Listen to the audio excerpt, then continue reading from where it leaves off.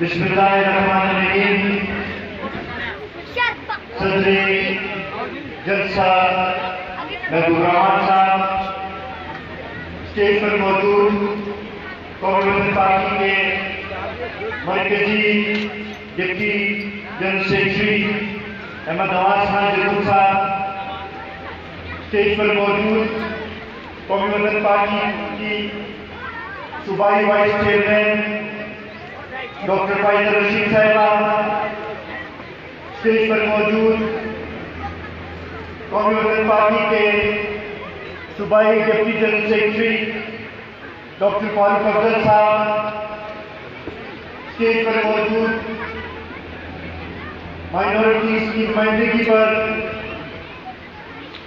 अख्तर मुनीर साहब, स्टेज पर मौजूद कौमी वतन पार्टी के हाजीपुर जिले के चेयरमैन शेख फजल रहमान साहब, जनरल सेक्रेटरी गुल हबीब साहब और मेरे कार गांव के रहने वालों, भाइयों, बुजुर्गों, दोस्तों, नौजवानों, अस्सलाम वालेकुम। मैं सबसे पहले तो आप सबका बेहद मशकूर हूं कि गर्मी के बावजूद, शॉर्ट टाइम के बावजूद इतनी बड़ी तादाद में आप लोग इधर आए, हमारे इस्तेमाल किया, हमें इज्जत दी। आपकी ये इज्जत अफजाई, आपका ये खलूस हम हमेशा हमेशा याद रखेंगे। इंशाअल्लाह आपकी खिदमत के लिए, आपके मसाइल के हल के लिए हम हर वक्त हाजिर होंगे। दोस्तों, भाइयों, बुजुर्गों, मैं मिली रहबर जनाब आफ्ताब अहमद खान शेरपाव साहब की तरफ से भी माजरत ख्वाह हूं। उनका आज खुद प्रोग्राम था यहाँ पे आने का और उनकी ख्वाहिश भी थी, क्योंकि उनको पता था कि यहाँ पे ज्यादातर मुतासिरीन के तरबेला मौजूद हैं और वो चाहते थे कि वो आपके साथ आकर आपके मसाइल खुद सुने और उसके लिए आवाज भी बुलंद करें, आपके दुख दर्द में शरीक भी हो और ये तसल्ली भी आपको दें कि इंशाअल्लाह जिस तरीके से शहीद वतन हयात मोहम्मद खान शेरपाव ने आपके लिए आवाज उठाई थी, उसी तरीके से शेरपाव खानदान के हर फर्द जो है वो आपके लिए आवाज उठाएगा। कौमी वतन पार्टी का हर कारकुन आपके लिए आवाज उठाएगा।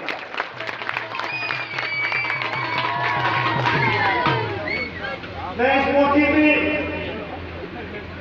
डॉक्टर फाइजल साहब का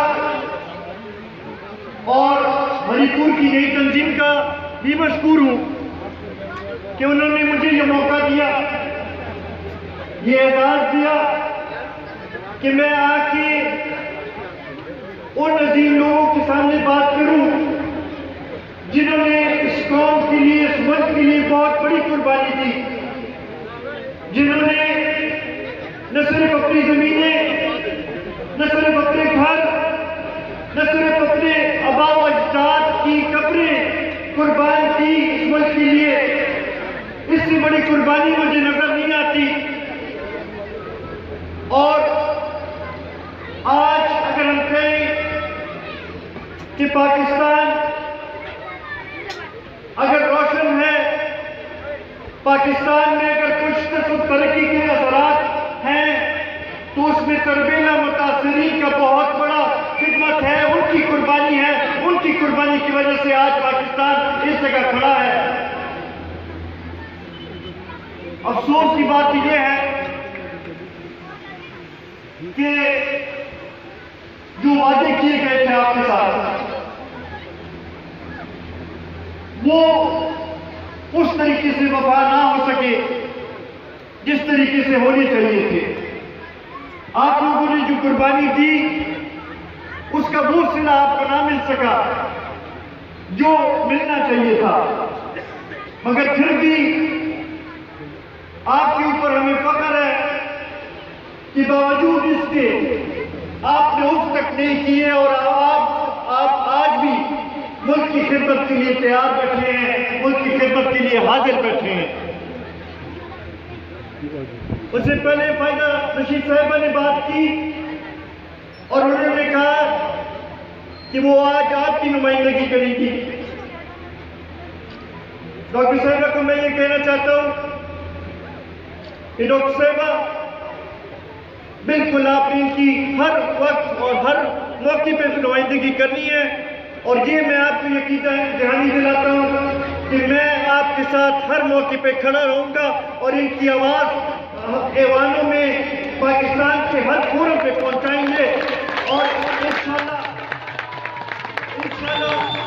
मौका मिला तो जो वादे आपके साथ हुए थे वो भी निभाएंगे और उससे ज्यादा आपकी खिदमत करेंगे, ताकि आप खुद कह सके कि वाकई हमारी खिदमत की गई है।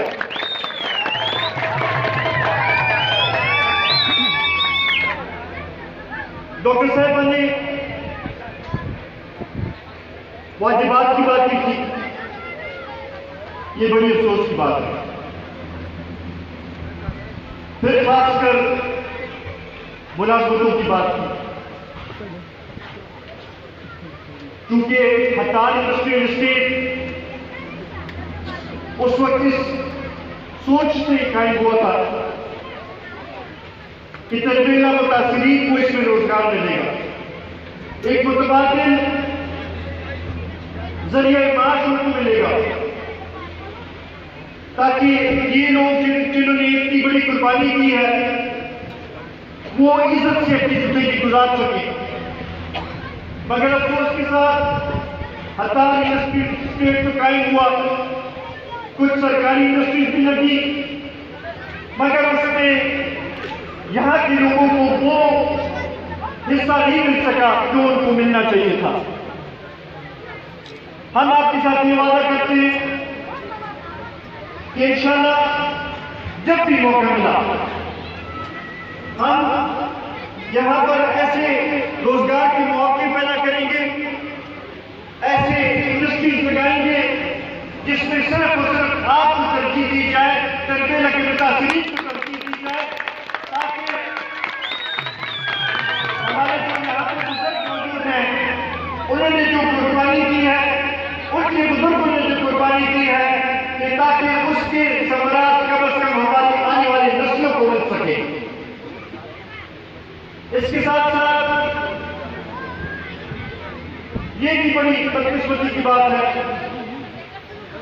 कि आज आपकी कुर्बानी की वजह से तो पाकिस्तान रोशन है,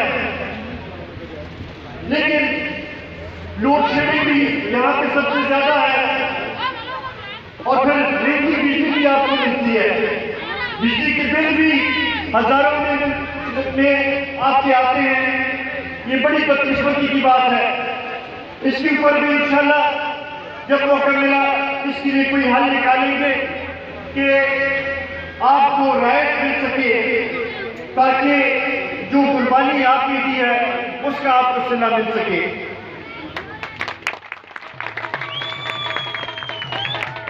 दोस्तों भाइयों, बदकिस्मती से पिछले 3 सालों से पाकिस्तान तहरीक इंसाफ की जो हुकूमत आई है, वादे तो उसने बड़े किए थे, दावे भी बड़े किए थे, नए पाकिस्तान बनाने की बात की थी, मदीना की रियासत की बुनियाद रखने की बात की थी, 1 करोड़ नौकरियां देने की बात की थी, 50 लाख घर बनाने की बात की थी। लेकिन बदकिस्मती से जब से इक़्तिदार में आए हैं हमने बहरानों के सिवा कुछ नहीं देखा, हमने लोगों की मुसीबतों में इजाफे के सिवा कुछ नहीं देखा। जब से ये आए हैं कभी आटे का बहरान आता है, कभी चीनी का बहरान आता है, कभी बिजली का बहरान आता है, कभी पेट्रोलियम मसनूआत का बहरान आता है और महंगाई का बहरान तो रोजाना की बुनियाद के ऊपर हर गरीब के घर में दाखिल हो रहा है। हम अगर इससे पहले भी महंगाई आती थी, लेकिन वो लोगों को पता चल जाता था कि 10 रुपए एक चीज महंगी हो गई है, लोग अपने आप को एडजस्ट कर लेते थे, लेकिन ये हमने कभी नहीं देखा कि सुबह जिस कीमत पर हम आटा खरीदे, शाम को उस कीमत पर दोबारा हमें वो आटा नहीं मिलता। उस कीमत पर सुबह जिस कीमत पर हम चीनी खरीदे, शाम को उस कीमत पर फिर चीनी हमें नहीं मिलती। सुबह जिस कीमत पर दवाई खरीदे, शाम को उस कीमत पर दवाई फिर हमें नहीं मिलती। ये हमने कभी नहीं देखा था।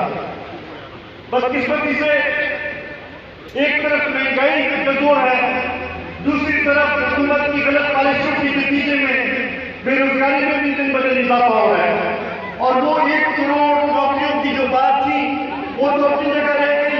मेरे ख्याल में 2 करोड़ से ज्यादा लोग बेरोजगार इस हुकूमत में हो चुके हैं। 50 लाख घर की बात अपनी जगह रह गई। लोग अपने घरों में उसमें मुश्किल में है कि हम किस तरह इधर रह सके। जिन लोगों के कारोबार थे, जिनकी दुकानें थी, वो इसमें मजबूर हो गए कि वो अपने कारोबार बंद करें, वो अपनी दुकानें बंद करें। ऐसे सूरत हाल और ऐसे हालात हमें कभी नहीं देखे थे। और बदकिस्मती की ये है कि एक तरफ महंगाई और ये मुसीबतें आवाम के ऊपर पड़ रही है, और दूसरी तरफ ऐसे वफाकी वज़रा भी हैं जो असेंबली में कहते हैं कि गुर्बत, ये महंगाई जो है ये अपोजिशन का ड्रामा है, ये उनकी तरफ से हमारे ऊपर इल्जामात हैं। वो कहते हैं कि आप मेरे सूबे में आके मुझे एक गरीब आप दिखा दें, मुझे गुर्बत दिखा दें, मुझे एक कच्चा घर दिखा दें, तो मैं इस्तीफा दे दूंगा।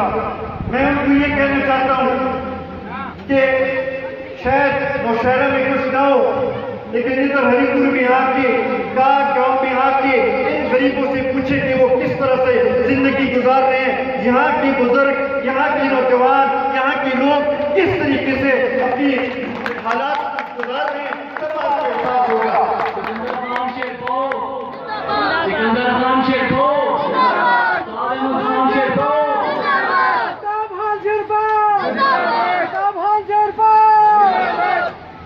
दोस्तों, मैं ज्यादा टाइम नहीं लूंगा क्योंकि अजान का वक्त भी होने वाला है। बदकिस्मती हमारी यही है कि हमारे सूबे के पास सस्ती बिजली पैदा करने के जराए भी हैं, हमारे सूबे में तेल के ज़खायर भी हैं, हमारे सूबे में गैस के ज़खायर भी हैं, हमारे सूबे में मादनियात भी है, हमारे सूबे में जंगलात भी हैं, हमारे सूबे में सियाहती मकामात भी हैं। लेकिन बदकिस्मती से उन सब का फायदा जो है वो और लोग उठा रहे हैं। हमारे सूबे के लोग वो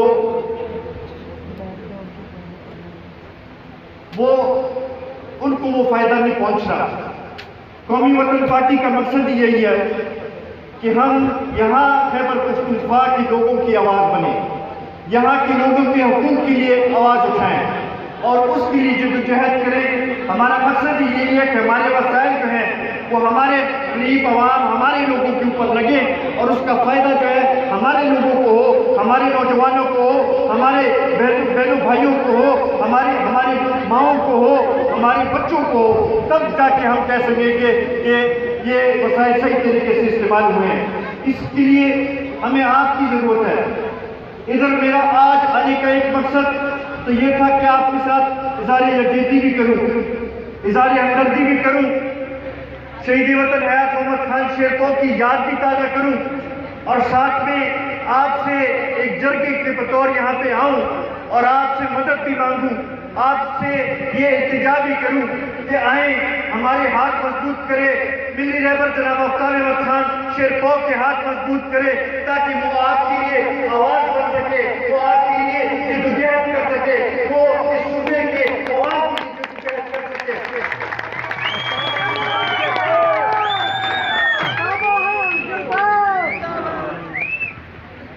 हम ये समझते हैं कि इस वक्त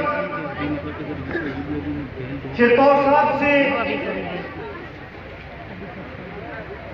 ज्यादा तजुर्बा रखने वाला सियासतदान हमारे सूबे में कोई नहीं।